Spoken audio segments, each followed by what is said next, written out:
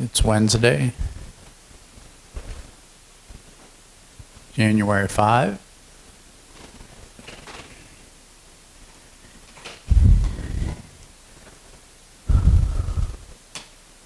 I haven't made a video in a couple of weeks.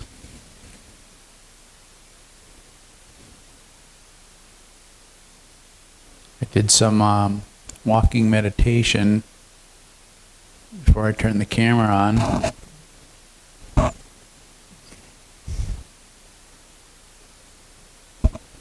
thought it might have been an Eastern technique because I know Thich Nhat Hanh has written about it.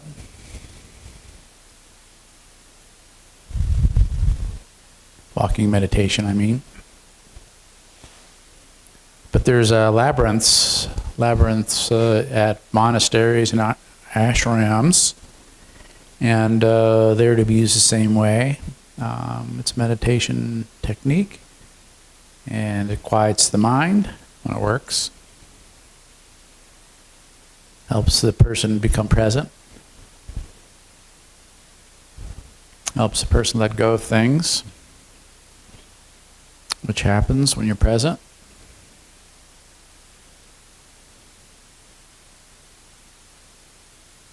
It's not like there's an effort, I'm going to let go of things. What happens is, as the movement goes from here to here, things fall away, and not through conscious effort. So the letting go during walking meditation and during prayer sometimes, walking through a labyrinth, as the body makes motion, and if the person's doing it, has a little bit of practice at this, things fall away. And the irony of awakening is that conventional goal-based methods and things that we learn in school don't work in this case, because it's of a different consciousness. Our lives over here, the ego would say we have a beginning and an end, and our lives are in between. This is in form, and it's a goal-oriented in a time, in a life that's done in time. However, the awakening, or the state of awakening or awareness, or waking up to the presence of the Christ within, you could say, is not found in between these two bookends. Is over here in a different kind of consciousness. So I do the walking meditation to move from here, the birth, the death, over to here, where God is, where Christ is. Well, I wonder if that makes any sense when you watch a video. It sort of assumes a certain familiarity with the with this kind of language, huh?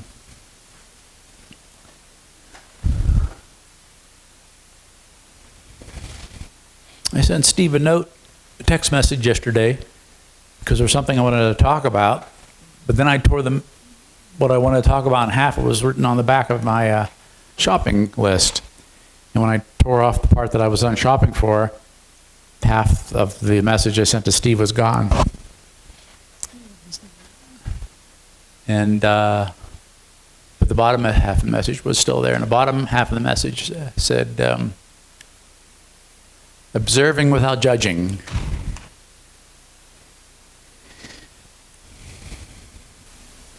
Is it possible to observe what's going on in the world without judging?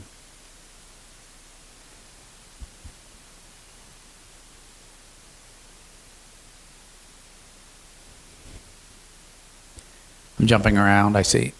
This is a complicated point. My mind fills in all these blanks, but the camera doesn't see it, and I'm not saying it.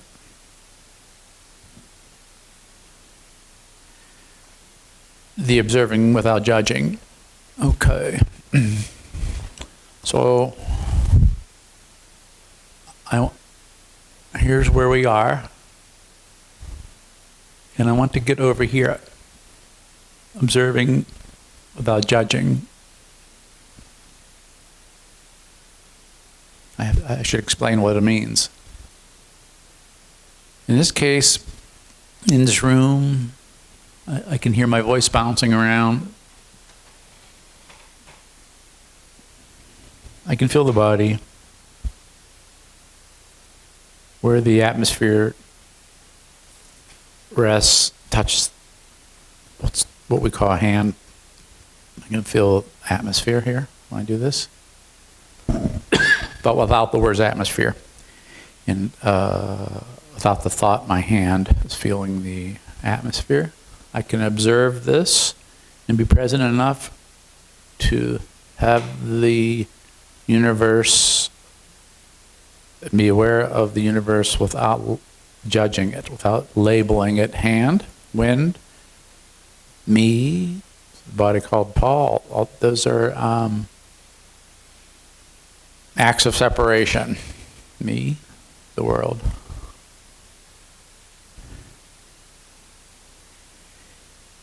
When I breathe deep and the mind pauses, that is let go.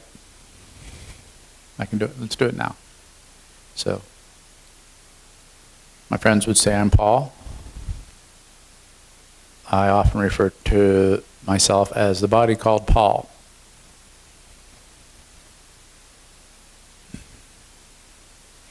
What are we doing now? We're talking about observing without judging.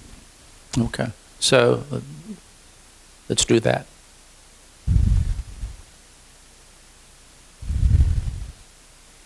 Am I Paul? No, that doesn't make any sense.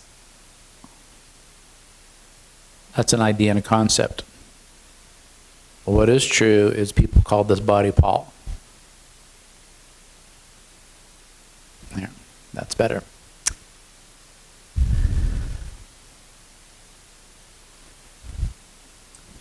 Let's get an apple. What people call an apple. Practice with that.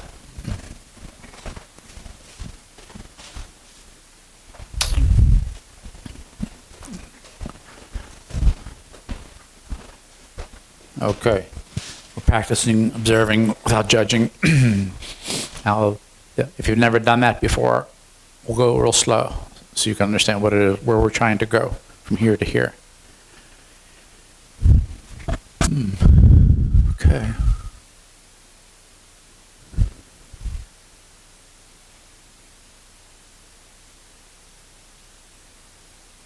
It's not an apple.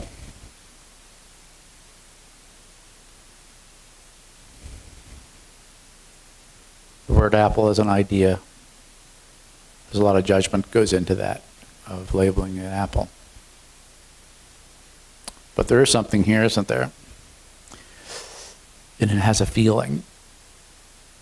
Without any ideas and words, I can experience the shape of what people call an apple.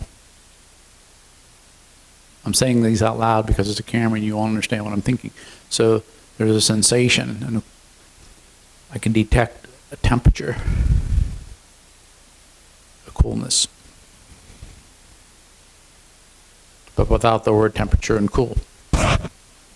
It has an odor. It's nice. It smells like it's from the earth. The word smell is an idea. It's not real. But it does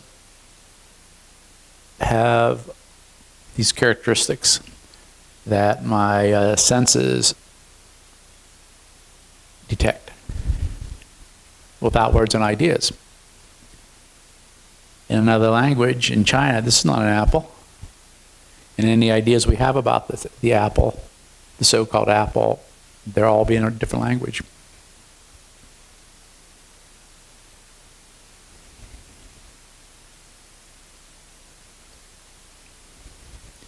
I can see what we would call speckles on the so-called apple.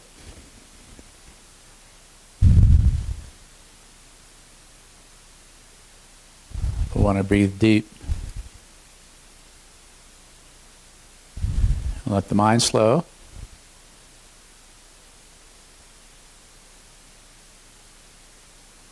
I can experience the speckles without the word speckles.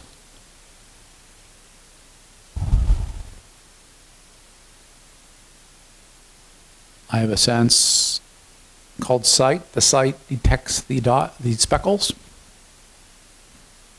without using the word speckles. So we can observe it without the judging. Oh boy. Okay.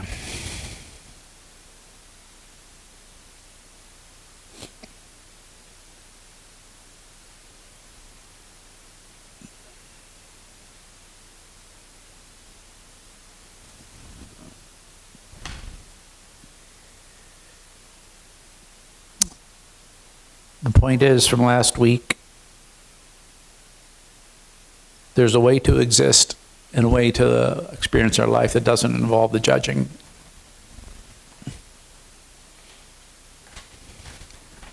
And in that state, a non-judging state of awareness or consciousness,